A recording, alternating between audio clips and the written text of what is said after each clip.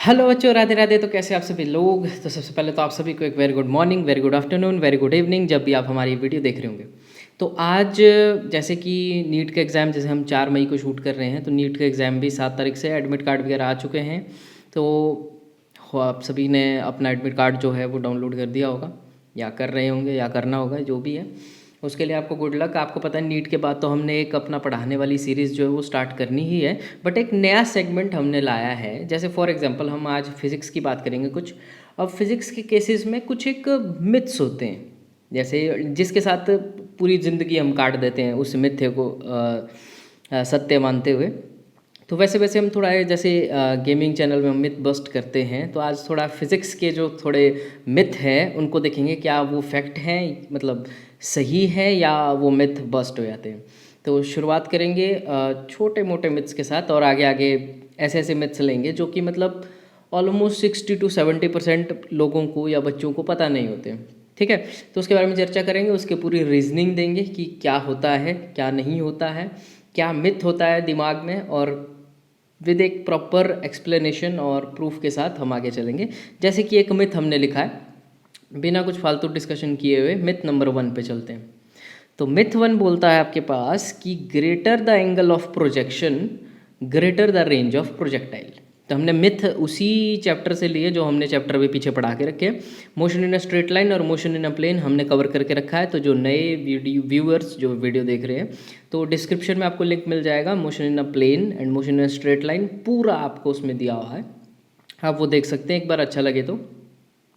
उसके बाद हम यहाँ पे चर्चा करते हैं। तो पहला बोलता है कि अगर हमारे पास जैसे प्रोजेक्टाइल हम फेंकते हैं, ठीक है, अगर हम उसका एंगल बढ़ा दें, मतलब जितना बड़ा प्रोजेक्टाइल का एंगल होगा, एंगल ऑफ प्रोजेक्शन जितना बड़ा होगा, उतनी ज़्यादा उस प्रोजेक्टाइल की रेंज होगी, मतलब उतना दूर वो जाके गिरेगा। मतलब मैंने कुछ किसी भी एंगल से फेंका, ठीक है, अगर मैं उस एंगल से बढ़ा के फेंकूँ, पहला मैंने फेंका मान लो 50 पे, अब अगला बोलता हूँ कि अब मैं 50 से बढ़ा दूँ, मतलब 70 पे फेंकूँ, तो उसकी रेंज भी बढ़नी चाहिए। मतलब वो रेंज का मतलब ज़्यादा डिस्टेंस ट्रेवल करेगा, ज़्यादा आगे तक जाएगा।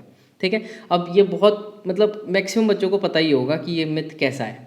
ठीक है, जानते भी होंगे कि मैक्सिमम रेंज कहाँ पे होती है, क्या होता है। चलिए इसको चेक करते हैं। तो देखिए हम करेंगे कैसे।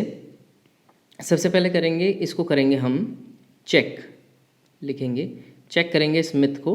तो हम जब भी देखेंगे सबसे पहले इसकी डिपेंडेंसी देख लेते हैं। डिपेंडेंसी किसकी, प्रोजेक्टाइल में थोड़ी मत एक डिपेंडेंसी बताना चाहूँगा किस पे जो रेंज होती है प्रोजेक्टाइल की, रेंज की हम बात करेंगे पहले, उसकी डिपेंडेंसी होती किस पे, पहली होती है एंगल ऑफ प्रोजेक्शन पे, जिसको हम थीटा बोल देते हैं, फ्रॉम हॉरिजॉन्टल ले सकते हैं आप उसको।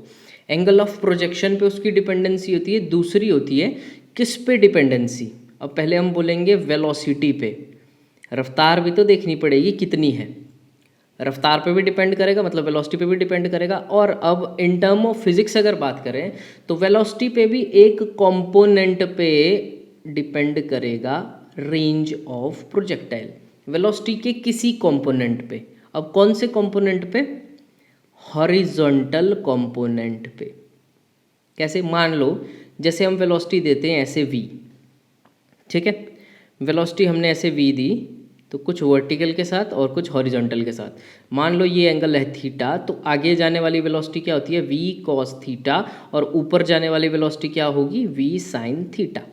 ठीक, तो ये जो रेंज है ये किस पे डिपेंड करेगी, इस v cos थीटा पे। वेलोसिटी किसकी, हॉरिजॉन्टल डायरेक्शन में, हॉरिजॉन्टल कंपोनेंट ऑफ वेलोसिटी पे डिपेंड करेगी रेंज, किस वेलोसिटी से वो x एक्सिस में ट्रेवल कर रहा है, that is v cos theta, और ऊपर किस वेलोसिटी से जा रहा है, that is v sin theta. तो हमने यही बात करनी थी पहले। ठीक है, डिपेंडेंसी हमने चेक कर ली। अच्छा, कि इन चीज़ों पे डिपेंड करता है हॉरिजॉन्टल वेलोसिटी पे, हॉरिजॉन्टल कंपोनेंट ऑफ वेलोसिटी पे। तो अब एक थोड़ी सी फिगर बनाते हैं।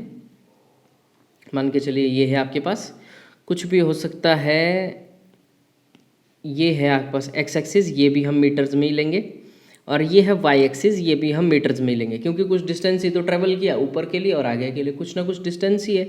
मान लो ये मैंने पहले फेंका ऐसे किसी एंगल पे, मान के चलिए ये है एंगल 15, फिर बढ़ाते हुए चले जाओ एंगल्स बढ़ाते हुए चले जाओ, ये मैंने एंगल कुछ बढ़ा दिए। अब एक स्ट्रेट लाइन की तरह ड्रॉ नहीं हो रहा है, तो आपने एक स्ट्रेट लाइन की तरह ही इसको एज्यूम करना, ठीक है। तो ये 15 वाला गिरेगा कुछ ऐसे, मान लो यहाँ पे 15 वाला ऐसे गिर गया, ठीक है। अगला एंगल मान के चलो हमने बोला था 30, ठीक है। अगला एंगल हमने बोला 30, तो ये 30 वाला गिरा कुछ ऐसे यहाँ पे। अगला एंगल मान के चलो हमने बोला 45, तो ये 45 वाला गिरा मान लो कुछ यहाँ पे, ठीक है।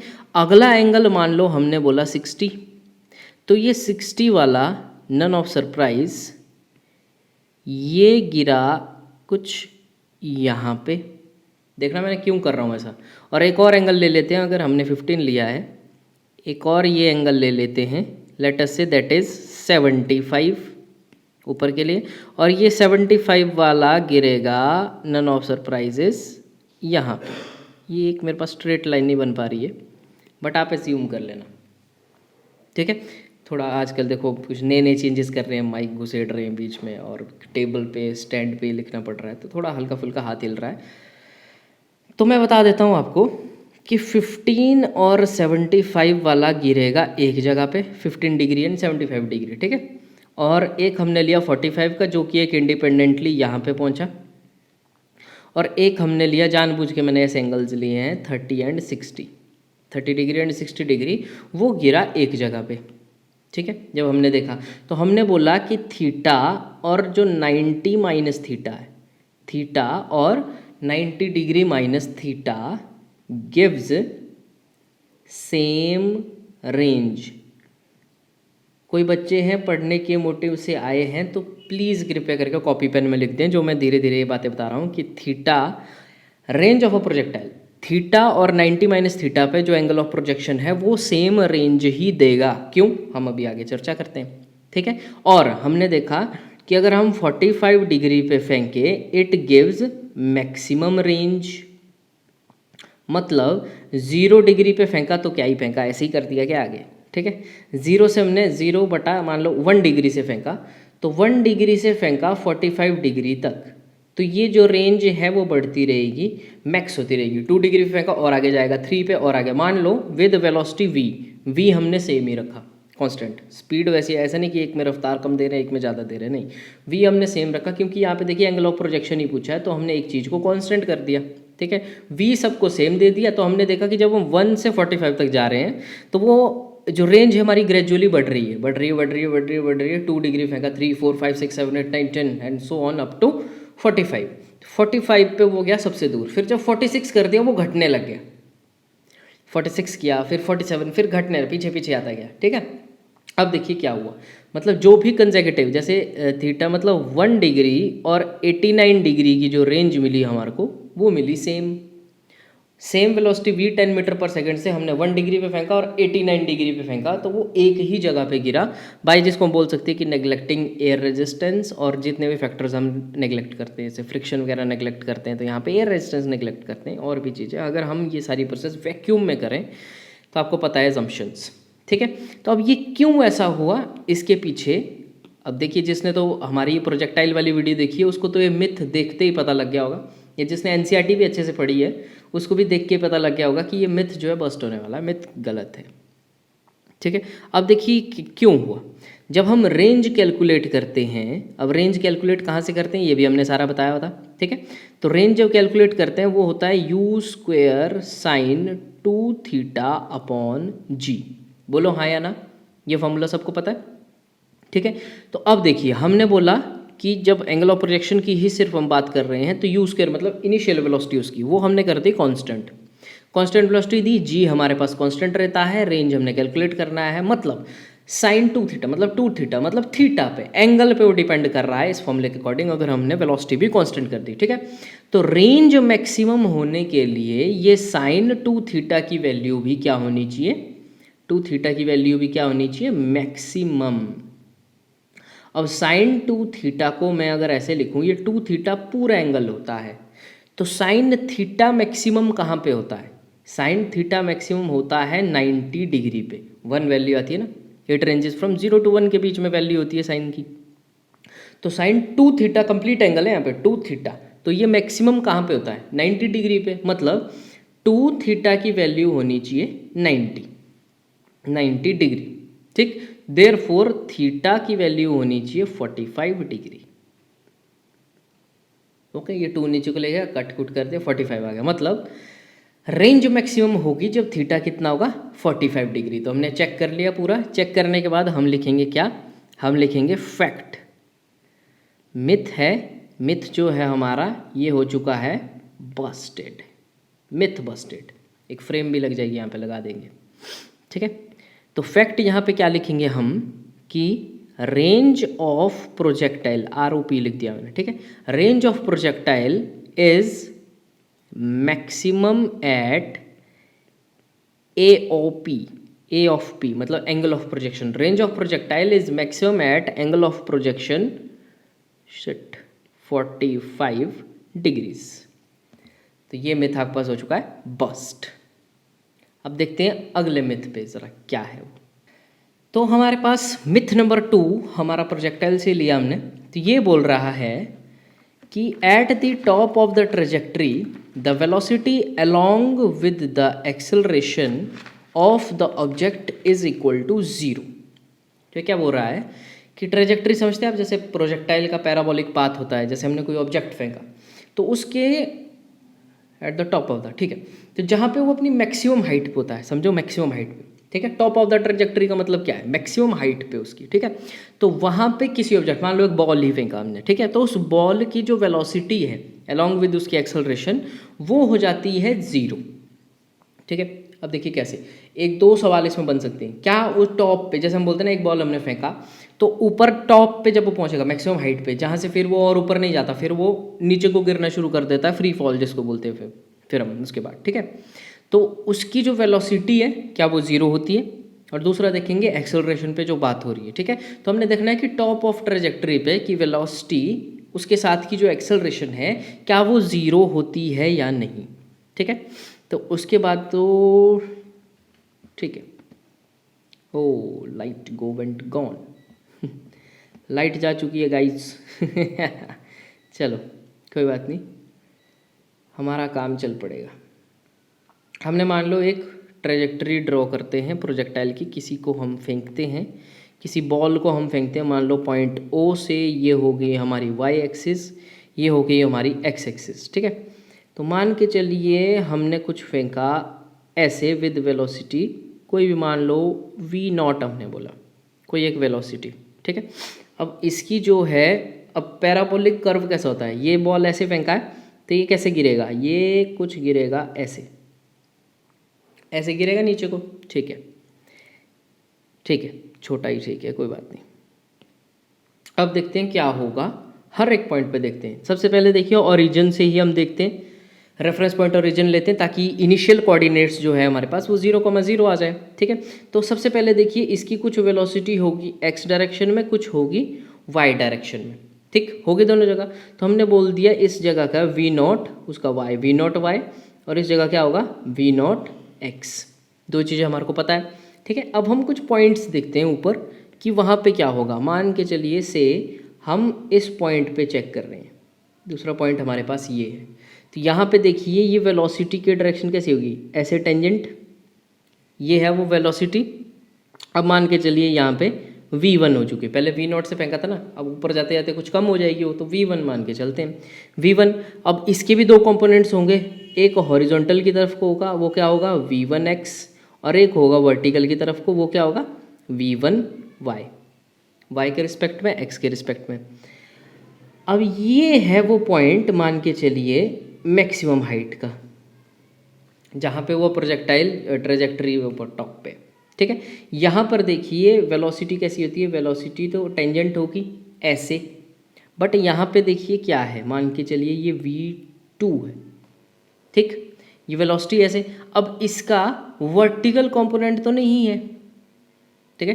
कंपोनेंट्स कब होते हैं, जब जैसे किसी हॉरिजॉन्टल के साथ किसी एंगल पे फेंका हो कुछ, ठीक। अब वेलोसिटी ऐसे हो, किसी प्लेन में हो, तो एक उसका हॉरिजॉन्टल कंपोनेंट होता है। मतलब फॉर सीधी सीधी बात, कंपोनेंट्स कहने का मतलब कि वो हॉरिजॉन्टल में किस वेलोसिटी से जा रहा है और वर्टिकल में किस वेलोसिटी से जा रहा है। अब जब अपने वो मैक्सिमम हाइट पे है, अब वो और ऊपर नहीं जा सकता, मतलब उसकी ऊपर जाने वाली वेलोसिटी ख़त्म हो चुकी है। तो उसका वर्टिकल कंपोनेंट कितना हो जाएगा, 0। बट वो आगे जाके ऐसे गिरेगा तो गिरेगा, क्यों, क्योंकि उसका हॉरिजॉन्टल कंपोनेंट में वेलोसिटी है। वेलोसिटी 0 नहीं हुई है, यहीं देखो मिथ बस्ट हो गया कि टॉप ऑफ द ट्रजेक्टरी पे वेलोसिटी 0 नहीं हुई है, एक कंपोनेंट वेलोसिटी का 0 हुआ है। कौन सा, vertical component of the velocity becomes 0 but there is a velocity in horizontal direction.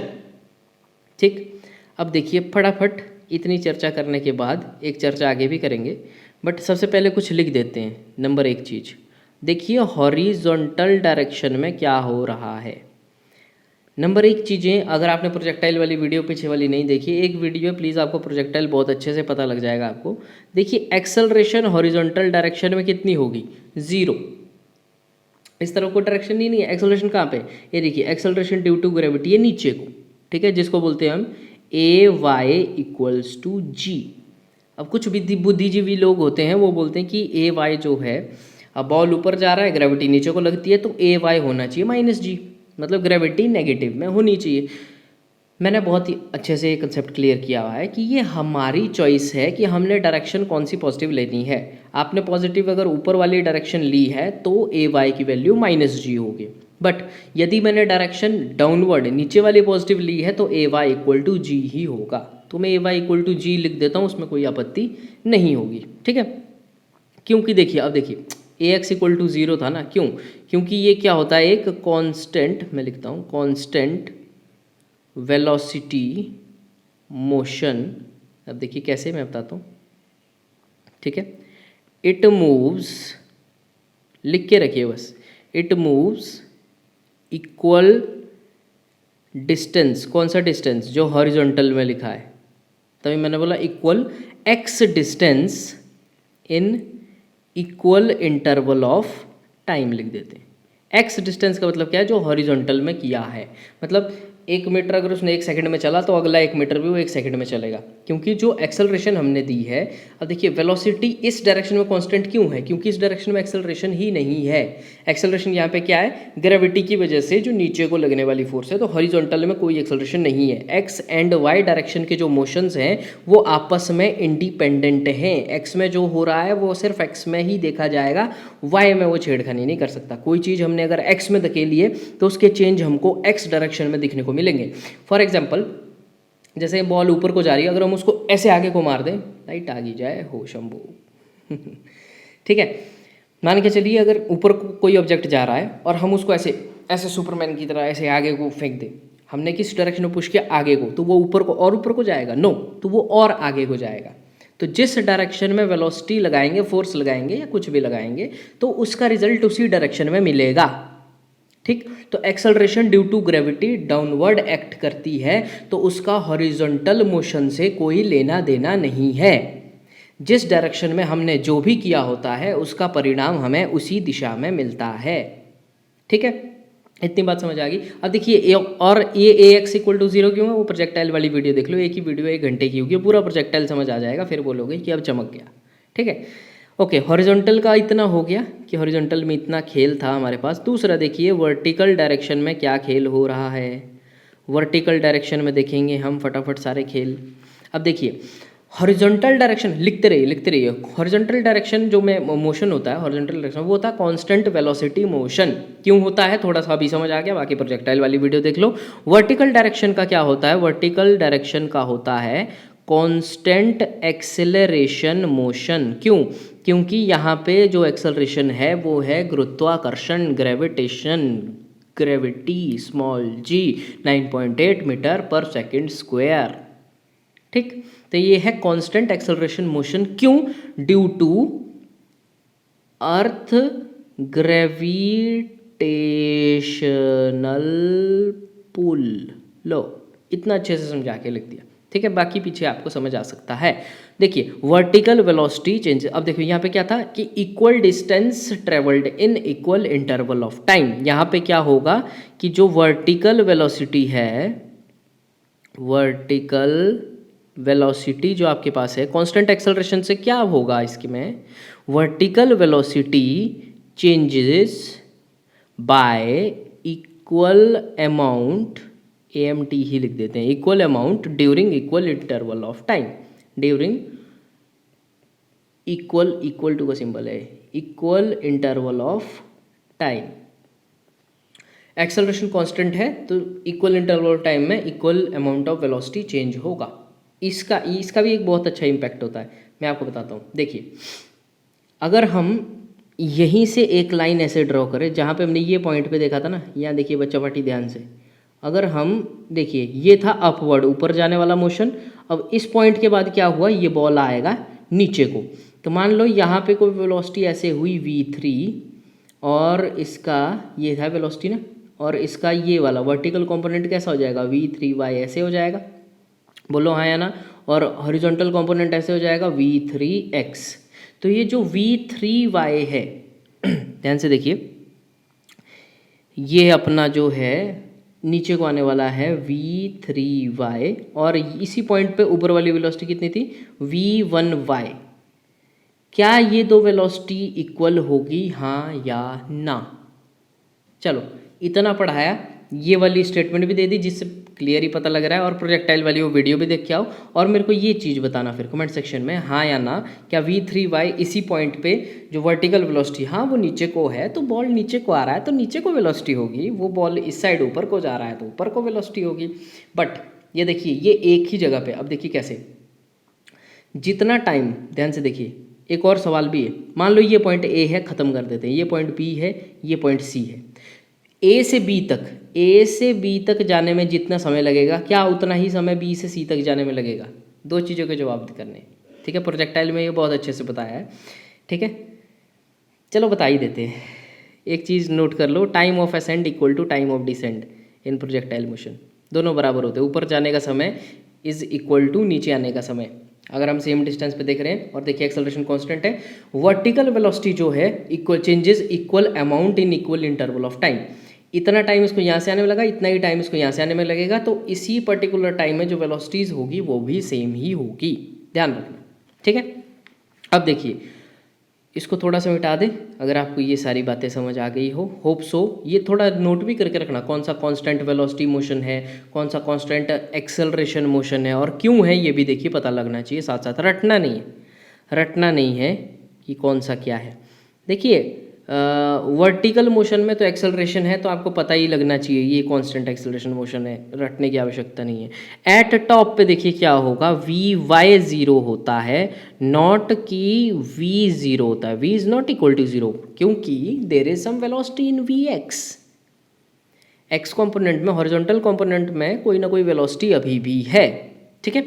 और ay इज स्टिल g, जो कि फैक्ट है ही यहाँ पे, कि एक्सेलरेशन ड्यू टू ग्रेविटी जो y कंपोनेंट में, y डायरेक्शन में, डाउनवर्ड डायरेक्शन में, वो तो g ही है, और vx हैज़ सम वैल्यू, इसमें एक वैल्यू, कोई ना कोई वैल्यू तो है ही।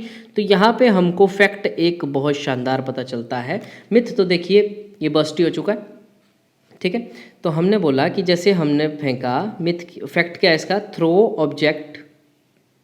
थ्रोइंग ऑब्जेक्ट इन एयर, ठीक है, वो स्टॉप करता है कहीं अपनी मैक्सिमम हाइट पे, रुकता है जहाँ से वो नीचे आना शुरू कर देता है, ठीक है।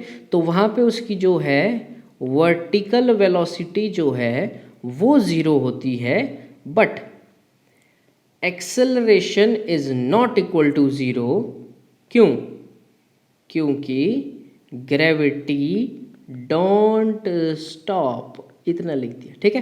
तो ये दूसरे वाली मिथ भी जो है हमारी बस्ट हो चुकी है, ठीक है। अच्छे समझा रहा हूँ, ठीक है। एक बार वो प्रोजेक्टाइल वाली वीडियो भी देख लेना, मज़ा आ जाएगा, पूरा एकदम समझ आने लग जाएगा, ठीक है।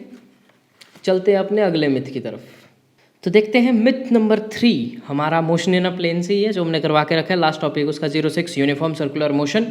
इससे पहले रेकमेंड करूँगा एक बार वो वीडियो देख लेना प्लीज़, 1 घंटे की है, आपका पूरा सर्कुलर मोशन का कंसेप्ट, कोई डाउट नहीं रहेगा। डाउट होगा भी तो कमेंट सेक्शन में बता देना। उससे मिथ लिया हुआ है। तो in uniform circular motion the acceleration is 0 as particle is moving with the constant velocity. मज़ेदार चीज़ है। अब देखिए यूनिफॉर्म सर्कुलर मोशन, अब यूनिफॉर्म की बात आ गई तो हमने पहले ही बोला था वहाँ पे कि यूनिफॉर्म का मतलब है कि यूनिफॉर्म मतलब कांस्टेंट, ठीक है, कांस्टेंट स्पीड से वो मूव कर रहा है। हमने बोला कि उसके एक्सेलरेशन 0 होनी चाहिए as particle is moving with constant velocity, ऐसा कहीं लिखा हुआ मिला था उसमें। तो देखते हैं ये क्या होता है, अब इसको चेक करते हैं। तो यूनिफॉर्म सर्कुलर मोशन की जब हम बात करते हैं तो उसमें जो हम एक्सेलरेशन की बात करते हैं वो कौन सी एक्सेलरेशन होती है बच्चा पार्टी, वो होती है सेंट्रीपिटल एक्सेलरेशन, और उसका मैग्नीट्यूड क्या होता है v²/r, इतना भी बता दिया। अब देखिए क्यों ऐसा हो रहा है, एक चीज़ इसमें अगली कि हमने बोला a होता है dv/dt, ठीक है। तो हमने बोला अगर वेलोसिटी कांस्टेंट हो तो d/dt of any constant k is equal to 0, therefore acceleration is equal to 0। तो ये वो कुछ कहना चाहता है कि वेलोसिटी अगर कांस्टेंट हो जाए तो एक्सेलरेशन जो है वो 0 हो जाती है। तो क्या यूनिफॉर्म सर्कुलर मोशन में एक्सेलरेशन 0 होती है? क्या पार्टिकल जो मूव कर रहा होता है कांस्टेंट वेलोसिटी के साथ। हु चलो वैसे तो ये ना स्टेटमेंट पढ़ के, oh my god, circle seems to be an अंडा थोड़ा अच्छे से बनाना चाहिए यार। हाँ ठीक है चलेगा। मिथ देख के ही पता लग जाना चाहिए ये बस्ट है या नहीं। अब मैं क्यों बोल रहा हूँ वो भी चर्चा करेंगे, बट फिर भी देखते हैं। v²/r में सबसे पहले तो हम लिखेंगे r एक रेडियस मान के चलिए, वो पार्टिकल है कहीं यहाँ और इसका मोशन है कुछ ऐसा एंटी क्लॉकवाइज। तो हम जब यहाँ पे वेलोसिटी देखेंगे तो वो टेंजेंट टू द सरफेस कुछ ऐसा v हम लिख देते हैं, ठीक। अब देखिए मज़ेदार चीज़, पता कैसे लग जाना चाहिए, क्योंकि मैं अभी बोलता हूँ is moving with constant velocity. जो यहाँ लिखा है वेलोसिटी की जगह यदि स्पीड लिखा होता तो थोड़ा मज़ा भी आता, क्योंकि यूनिफॉर्म सर्कुलर मोशन में क्या होता है, पार्टिकल जो मूव कर रहा होता है उसकी जो स्पीड है वो कांस्टेंट होती है। मतलब v is constant but v vector is not constant. एक चीज़ बोल सकते हैं कि v वेक्टर का जो मैग्नीट्यूड होता है ये कांस्टेंट होता है। अब v वेक्टर का मैग्नीट्यूड क्या होगा, v ही तो होगा। किसी वेक्टर का मैग्नीट्यूड क्या होता है, उसकी स्केलर क्वांटिटी। तो वेलोसिटी का वेक्टर जो है उसका अगर मैग्नीट्यूड करेंगे, मतलब मैग्नीट्यूड करने का मतलब उसके डायरेक्शन हटा देंगे, हमको डायरेक्शन से कोई फर्क नहीं पड़ता।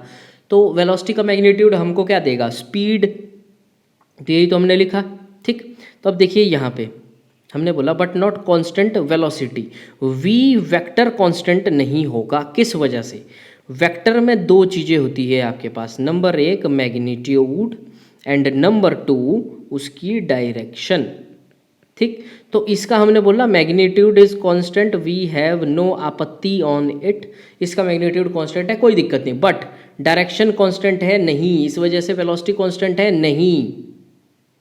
क्या उसकी वेलोसिटी कांस्टेंट है? नहीं। तो अगर वेलोसिटी कांस्टेंट नहीं है तो क्या एक्सेलरेशन कांस्टेंट होगी? नहीं। क्यों? अब देखिए डायरेक्शन जो है वो एवरी पॉइंट पे इट चेंजेस। बचपन में वो 9th क्लास में एक्सपेरिमेंट किया है, स्टोन को ऐसा पत्थर में बांध के ऐसे ऐसे ऐसे ऐसे घुमाते थे और क्या बोलते थे कि अगर किसी पॉइंट पे वो छूट जाए उसी पॉइंट से वो सीधा जाना शुरू कर देगा। मतलब तभी बोलते थे कि वेलोसिटी किसी पॉइंट पे निकालें सॉरी किसी भी पॉइंट पे उसकी स्पीड निकालें तो वो क्या होती है, velocity and speed are tangent to that surface. Tangent, किसी पॉइंट से स्पीड देखेंगे तो टेंजेंट होती है। वेलोसिटी में क्या खेल होता है, अब देखिए सर्कुलर मोशन पे कोई चीज़ क्यों होती है, हर एक पॉइंट पे वो अंदर की तरफ को आ रहा है, तभी तो सर्कुलर मोशन में जा रहा है। हर एक पॉइंट पे अंदर की तरफ को। हमने एक चीज़ वहाँ पे बताई भी थी कि सेंट्रीपिटल एक्सेलरेशन जो होती है वो कैसी लगती है, यहाँ से सेंट्रीपिटल एक्सेलरेशन ऐसे को AC अंदर की तरफ को एक्सेलरेशन जो होती है। तो इसकी टेंडेंसी क्या, ऑब्जेक्ट यहाँ पे होगा, हर एक पॉइंट को ये सेंटर की तरफ को टिल्ट कर रहा है। मतलब हर एक पॉइंट पे देख सकते हैं आप, हर एक पॉइंट पे इसकी डायरेक्शन जो है वो चेंज हो रही है। तो अगर डायरेक्शन चेंज हो रही है तो क्या हम बोल सकते हैं वेलोसिटी कांस्टेंट है? नो। तो क्या हम बोल सकते हैं एक्सेलरेशन कांस्टेंट है? नो। ये सिर्फ इतनी सी बात थी, ये सिर्फ इतना सा पॉइंट आपको समझाना था कि यहाँ पे देखिए, तभी मैंने बोला था ना देख के पता लग जाना चाहिए, स्टेटमेंट पढ़ के पता लग जाना चाहिए, क्योंकि यहाँ लिखा है कांस्टेंट वेलोसिटी। सर्कुलर मोशन में वेलोसिटी कांस्टेंट हो ही नहीं सकती, हो गई तो वो काहे का सर्कुलर मोशन। कांस्टेंट होने का मतलब उसकी डायरेक्शन भी अब चेंज नहीं हो रही। अब डायरेक्शन चेंज नहीं हो रही तो वो सर्कुलर ट्रैक फॉलो कैसे करेगा, क्योंकि हर एक पॉइंट पे टर्न है, हर एक पॉइंट पे अंदर की तरफ को है, तो वेलोसिटी कांस्टेंट नहीं हो सकती। तो इसका एक फैक्ट लिखेंगे, एक स्टेटमेंट है, एक लाइन है, पूरी लाइन अपनी कॉपी में लिख दो, दिमाग में भी लिख दो। A particle is moving at constant speed. देखो a particle is moving at constant speed, ये चीज़ हमेशा ध्यान रखना क्योंकि यूनिफॉर्म लगा हुआ है। यूनिफॉर्म का मतलब होता है कांस्टेंट। तो जैसे बोलते हैं ना, वेलोसिटी का जो मैग्नीट्यूड होगा वो कांस्टेंट होगा, एक्सेलरेशन का जो मैग्नीट्यूड होगा वो भी कांस्टेंट होगा। मतलब वी स्क्वायर अपॉन आर इसलिए लिखते हैं हम, वी स्क्वायर अपॉन आर होता है AC सेंट्रीपिटल एक्सेलरेशन, जो कि कांस्टेंट नहीं होगी। एक्सेलरेशन जब वेक्टर की बात करेंगे, हाँ इसका अगर हम जब मैग्नीट्यूड निकालेंगे वो चीज़ हमारे पास क्या होगी, कांस्टेंट। ठीक है, बट नॉट कांस्टेंट स्पीड तो होगी, बट नॉट, दूसरे पेन से लिखते हैं, constant velocity, but not constant velocity. Velocity क्यों, क्योंकि लिखो शाबाश, direction of velocity is changing at every point, changing continuously लिख दो, continuously, that's why acceleration is not equal to 0। तो ये मिथ जो है हमारे पास हो चुका है बस्ट। अब देखते हैं एक लास्ट मिथ पे चर्चा करते हैं। तो देखिए हमारा मिथ नंबर 4 थोड़ा सा लंबा चौड़ा बड़ा सा है। इस टाइप का क्वेश्चन मैंने आपको करवाया भी एक रेनमैन प्रॉब्लम अगर आपने देखा होगा, रिवर बोट प्रॉब्लम करवाया था, तो एक उस टाइप का है। ठीक है, फ्रेम ऑफ रेफरेंस वाले प्रॉब्लम की जब हम बात कर रहे थे तब मैंने कुछ इस टाइप के क्वेश्चन के बारे में बताया था। आप पीछे जाके वीडियो देख सकते हैं पुरानी, जिसने नहीं देखी है। और ऐसे क्वेश्चन आगे भी एक आधा करवाएंगे। बट देखिए क्या है कि 3 people crossing a river as shown in figure, which one will cross the fastest. 3 बंदे जो है ABC ये क्रॉस कर रहे रिवर। अब देखिए इसकी डायरेक्शन कैसी है, ये कुछ ऐसी है, कुछ कर्सर मिलेगा, यस कर्सर मिलेगा। इसकी डायरेक्शन कुछ ऐसी है, इस साइड से इस साइड का ऐसे को फ्लो है, ऐसे को देखिए इस डायरेक्शन में। ठीक है, तो क्या ABC में से एक जा रहा है ऑपोजिट टू द फ्लो, एक जा रहा है सीधा वर्टिकल पे, और एक जा रहा है विद द फ्लो उस डायरेक्शन में। तो हमको बोला है कि कौन जो है रिवर फास्टेस्ट, जल्दी कौन क्रॉस करेगा, फास्टेस्ट, सबसे फास्ट इस रिवर को क्रॉस कौन करेगा। तो इसमें मिथ देखिए क्या है, मिथ इसमें ये है कि C इज़ मूविंग फॉरवर्ड, मतलब फॉरवर्ड तो है सारे मूव कर रहे हैं, मतलब फॉरवर्ड कहने का मतलब क्या है, देखिए C is moving forward, C will also be moving along with the current, मतलब आगे को जा रहा है बट करंट के साथ जा रहा है। करंट होता है मतलब फ्लो को भी करंट बोलते हैं। ठीक है, मतलब रिवर का फ्लो को करंट बोला है। ठीक है, C will also moving along with the current, C जा रहा है, रिवर का फ्लो भी उस डायरेक्शन में, C भी उसी डायरेक्शन को फॉलो कर रहा है। ठीक है, 2 पॉजिटिव डायरेक्शन ऑफ मोशन है, मतलब खुद भी उसी डायरेक्शन में जा रहा है और रिवर का फ्लो भी उसी डायरेक्शन में है। ठीक है, तो ये रिजल्ट करेगा एक फास्टेस्ट वेलोसिटी, फास्टर वेलोसिटी, इसकी वजह से इसकी वेलोसिटी ज़्यादा हो जाएगी। C will get there first because it is using the current to its advantage. तो क्या ये मिथ सही है या बस्ट होगा, ये पहले आप कमेंट कर दे ज़रा, या B पहले पहुंचेगा या A पहले पहुंचेगा। ठीक है, यहाँ पे ना 2 सवाल बनते हैं। ठीक है, दोनों कॉपी में नोट कर लो। पहला, जल्दी कौन पहुंचेगा फास्टेस्ट, मतलब समय किसको कम लगेगा, या जल्दी कौन पहुंचेगा, टाइम किसको कम लगेगा, या सबसे ज़्यादा जल्दी कौन पहुंचेगा। नंबर 2, डिस्टेंस ज़्यादा कौन ट्रेवल कर रहा है, या सबसे कम डिस्टेंस कौन ट्रेवल करेगा। ये 2 अलग अलग सवाल हैं। ठीक है, तो अभी सवाल हमारा है कि फास्टेस्ट कौन पहुंचेगा, उस पे चर्चा है। तो थोड़ा सा इसको मिटा दूं ताकि मैं थोड़ा लिखने के लिए जगह मिल जाए। ठीक है, चलो देखते हैं कौन जल्दी पहुंचेगा। ठीक है, यहाँ पे देखिए सबसे पहले क्या है हमारे पास, चेक। सबसे पहले तो हम क्या करेंगे, चेक करेंगे। तो अब देखिए एक की भी आपको इसमें मैं दे देता हूँ। की कैसी, देखो डिस्टेंस कौन सी डायरेक्शन में कवर करना है, डिस्टेंस जो है वो हमने कवर करना है कौन सी डायरेक्शन में, मतलब रिवर क्रॉस करनी है ना। हमारा अल्टीमेट गोल क्या है, रिवर क्रॉस करना, और वो भी जल्दी। तो मतलब जल्दी हम तभी क्रॉस कर पाएंगे अगर हम जाएंगे वर्टिकल डायरेक्शन में। ठीक है, ECTI1 जल्दी की बात हो रही है। सबसे जल्दी कौन सा रास्ता हम सबसे जल्दी कैसे हम रिवर क्रॉस करेंगे, यदि हम उस डायरेक्शन में जाएंगे जो वर्टिकल हो। अब देखिए इसमें भी कौन सी दिक्कत हो सकती है कि B वाला रास्ता चूज़ करें तो रिवर का फ्लो हमारे को इधर को धकेल देगा। तो हम जल्दी जाने के चक्कर, मतलब छोटा रास्ता तय करने के चक्कर में अगर हम B में जाते हैं, सीधा जा रहे हैं, तो रिवर का फ्लो कुछ ऐसा है वो हमको कुछ आगे धकेल देगा। ठीक है, ये भी देखना है। A वाली हम बात करें, A में तो लगता नहीं कि जल्दी जाएगा, क्योंकि ये तो पहले ही opposite to the flow of stream चल रहा है। Flow of river, opposite to the flow of river, तो ए तो लगता नहीं है देखो कि पहुंचेगा जल्दी। ठीक है, बी की हम बात करें तो हमने बोला कि वर्टिकल डायरेक्शन में हमको डिस्टेंस कवर करना है, तो हम यहाँ पे क्या देखेंगे कि how fast the vector in vertical direction, ये हमको पता करना है, हमारे को हमारा आंसर मिल जाएगा कि हमारा फॉरवर्ड डायरेक्शन में कौन सा वेक्टर सबसे फास्टेस्ट है, जिसकी फॉरवर्ड डायरेक्शन में स्पीड सबसे ज़्यादा होगी, जिसकी वर्टिकल डायरेक्शन में स्पीड सबसे ज़्यादा होगी, वो सबसे पहले उस साइड को पहुंचेगा। बोलो हाँ या ना, इतनी बात मेरी समझ आ गई। ठीक, हमने क्या बोला, बी वाला रास्ता तय करेंगे तो वो कुछ हमको आगे धकेल देगा। ठीक है, तो सबसे छोटा रास्ता तय करने पे तो हम जा नहीं सकते, तो हमको अगर जल्दी पहुंचना है, देखिए अब एक और चीज़ भी, इन तीनों की स्पीड भी सेम ही है, ये भी नहीं रहना कि कम कम स्पीड है। ठीक है, तो ए तो मेरे को हमको लगता नहीं। ठीक है, की मैंने दे दी, लिख दो उसको कि डिस्टेंस ट्रेवल करना हमने वर्टिकल डायरेक्शन में, तो वर्टिकल डायरेक्शन में जिसकी स्पीड ज़्यादा होगी, स्पीड जिसकी ज़्यादा होगी वही पहुंचेगा।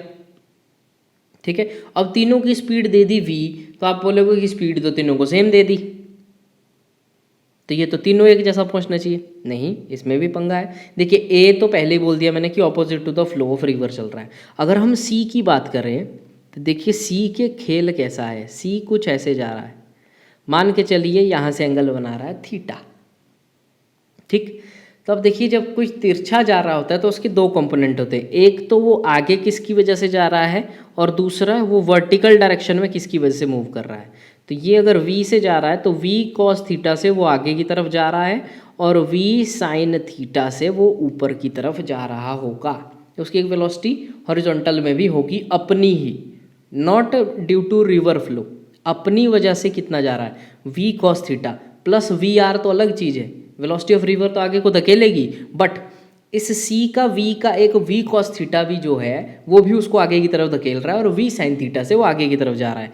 और जहाँ तक बात करें हम a की, a में भी मान लो यहाँ से एंगल थीटा है, इसका भी वही खेल समझ लो कि v sin थीटा से ऊपर की तरफ जा रहा है और v cos थीटा की वजह से इधर की तरफ जा रहा है। बट यदि हम देखें b को, इसकी वेलोसिटी है v, इसका कोई कंपोनेंट नहीं है इसका कोई कंपोनेंट है नहीं, ये तो वर्टिकल में ही जा रहा है, वर्टिकल में ही v वेलोसिटी के साथ जा रहा है कि नहीं। तो हमको पता है एक चीज़ यहाँ से कि v is greater than v sine theta.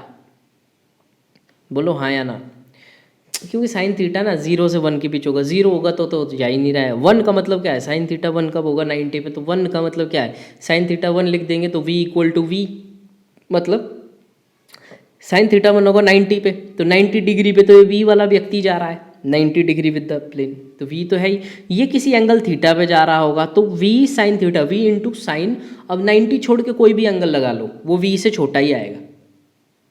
इतना भी आप लोग मैथ वाले व्यक्ति को तो पता नहीं तो करके देखो यार, v की वैल्यू कोई मान लो 10 इक्वल टू 10 साइन 30 कर लो, साइन 30 की वैल्यू 1/2 मिल जाएगी, तो ये आपको y मिल जाएगा, तो ये वाला सिंबल आ जाएगा अपने आप, sine v sine theta always less than v। तो हमको क्या मिल गया, सबसे ज़्यादा वेलोसिटी वर्टिकल डायरेक्शन में किसकी है, v की, तो हम क्या बोलेंगे कि b will reach the other and first because उसका जो वर्टिकल कंपोनेंट है ऑफ किसका, वेलोसिटी का, is greater than that of others. ये बात समझ आई। कई व्यक्तियों को ये चीज़ समझ नहीं आती। हाँ, और एक दूसरी चीज़ होती है, मान के चलिए जो बी वाला व्यक्ति है ना, ये कुछ यहाँ नहीं पहुँचेगा, ये ऐसे ही नहीं पहुँचेगा, ये कुछ ऐसे ऐसे चलते चलते ना, चलते चलते चलते चलते चलते चलते ये कुछ यहाँ पहुँचेगा, इसको भी बोलते हैं कुछ, ये जो एक्स्ट्रा डिस्टेंस है, मान लो ये बी वाला व्यक्ति यहीं पहुँचेगा, पर पहुँचेगा या सबसे फास्ट, सबसे तेज़, सबसे कम समय में बी वाला व्यक्ति इस रिवर पे यहाँ कहीं पहुँचेगा, तो सी वाला तो पता नहीं कहाँ पहुँचेगा, सी वाला तो बहुत ज़्यादा डिस्टेंस ट्रेवल कर रहा है क्योंकि उसको रिवर भी आगे को तो खेल रही है। हाँ, अगर पूछा जाता कि सबसे कम डिस्टेंस किसे लगेगा, सबसे कम डिस्टेंस कौन ट्रेवल कर रहा है, सबसे शॉर्टेस्ट पाथ में कौन जा रहा है, तो वो है ए। ए क्योंकि इस तरफ को जा रहा है ना, रिवर उसको इस तरफ को धकेलेगी। अगर वो इस तरफ को कहीं जाना शुरू करेगा ना तो वो यहाँ पहुँच जाएगा, तो वो यहाँ पहुँच जाएगा। बिल्कुल बिल्कुल वर्टिकल में जाने के लिए उसको ए वाला पाथ फॉलो करना पड़ेगा, ताकि वो रिवर उसको ऐसे ऐसे धकेल के वो उस तक पहुँच जाए। ठीक है, बट वो जल्दी नहीं पहुँचेगा, वो जल्दी नहीं हुआ। तो अब देखिए यहाँ से एक और चीज़ पता लगती है कि हमेशा सबसे छोटा रास्ता जल्दी हो, इसकी कोई गारंटी फिजिक्स में नहीं है। कि सबसे छोटे रास्ते पे समय भी कम लगे, उसकी कोई गारंटी नहीं है। वाह, चले थे तीनों सेम वेलोसिटी के साथ, वी वी वी, बट दो में उनको वर्टिकल में डालने के लिए, वर्टिकल दिशा में चलाने के लिए उनका एक कंपोनेंट ही यूज़ हो रहा था, वी साइन थीटा की वजह से वो वर्टिकल डायरेक्शन में मूव कर रहे थे। बट जो बी वाला व्यक्ति है वो पूरा का पूरा वी से ही आगे को, वी वेलोसिटी से आगे को जा रहा था, कोई कंपोनेंट नहीं था उसका, वो पूरा वी वेलोसिटी से जा रहा था। तो बेशक वो पहुंचेगा थोड़ा आगे, वो बिल्कुल सीधा थोड़ी पहुंचेगा, मैं नहीं बोल रहा हूँ वो सीधा पहुंचेगा, वो कुछ ऐसे इस यहाँ पे पहुंचेगा, और जो ए वाला व्यक्ति है वो कहीं यहाँ पे पहुंचेगा। ए वाला व्यक्ति सीधा पहुंचेगा, बी वाला थोड़ा आगे, सी वाला बिल्कुल ही आगे। बट समय किसको सबसे कम लगेगा? जो सीधा गया होगा। बेशक वो कहीं आगे पहुंचा होगा बट जल्दी वो पहुंच जाएगा। ठीक, जो सीधा आगे की तरफ को चलता रहेगा ना वो जल्दी पहुंचेगा। जिसने ए की, ये खुद आप छोड़ो, कूद के देख लो नहीं नहीं ऐसा मत करना, सेफ्टी के साथ। तैरना वैरना आता है तो जा सकते हैं, ठीक है। ऐसा छोटा मोटा स्विमिंग पूल में जिसकी डेप्थ से 3.5 फीट 4 फीट हो, उसमें आप खुद ट्राई करके देखना, पर उसमें फ्लो नहीं मिलेगा ना आपको। हम तो नदी नालों में नहाने वाले आदमी, वहाँ जा सकते हैं आप, ठीक है। गंगा में डुबकी लगा लो, पता लग जाएगा, शोर क्रॉस करो। बट जिसको तैरना आता, disclaimer, don't try this at any river ठीक है। चलो, खुद भी कॉमन सेंस लगाओ। आगे की तरफ को व्यक्ति पूरा जा रहा होगा, वो जल्दी पहुंचेगा उस तरफ को। बेशक वो बिल्कुल सीधा नहीं पहुंचेगा, वो थोड़ा जिस डायरेक्शन में रिवर का फ्लो होगा उसी डायरेक्शन में थोड़ा सा आगे को जाएगा, ठीक है। हाँ, इसका फैक्ट भी क्या है? फैक्ट था इसका, B will reach the shore first. तो हमने बोला B will reach the shore first, सबसे कम समय लगाएगा सबसे ज़्यादा वेलोसिटी के साथ, और जो ए है वो सबसे कम डिस्टेंस ट्रेवल करेगा, क्योंकि एक स्ट्रेट लाइन में डिस्टेंस ट्रेवल कर रहा होगा। तो आज के लिए इतना ही। ये वीडियो थोड़ी बड़ी भी हो चुकी होगी, ठीक है। ऐसी और वीडियोज़ भी लाते रहेंगे, थोड़ा फैक्ट वाली, फैक्ट एंड मिथ बस्ट, ये मिथ्स देखेंगे फिजिक्स के। अभी तो थोड़ा मोशन के मिथ देख रहे हैं, आगे जब चलते रहेंगे। अभी थोड़ा नीट का एग्जाम है, उसके लिए ऑल द बेस्ट आप सभी को। उसके लिए एक वीडियो भी डाल दी मैंने पुरानी एक, उसको भी आप चेक कर सकते हैं। नीट में अब 2-3 दिन रहे हैं, अब सिर्फ आपको PYQ करने हैं लास्ट का, और कुछ नहीं करना, बाकी रेस्ट करो, चिल करो। बाकी मिलते हैं अगली वीडियो के साथ, तब तक के लिए पढ़ते रहिए, आगे बढ़ते रहिए। पिछली वीडियोज़ देख ले, सारे लिंक्स आपको डिस्क्रिप्शन में मिले होंगे। सब्सक्राइब कर सकते हैं, अगली वीडियो अब डेली पढ़ती रहेगी। तब तक के लिए सी यू, टाटा, बाय बाय।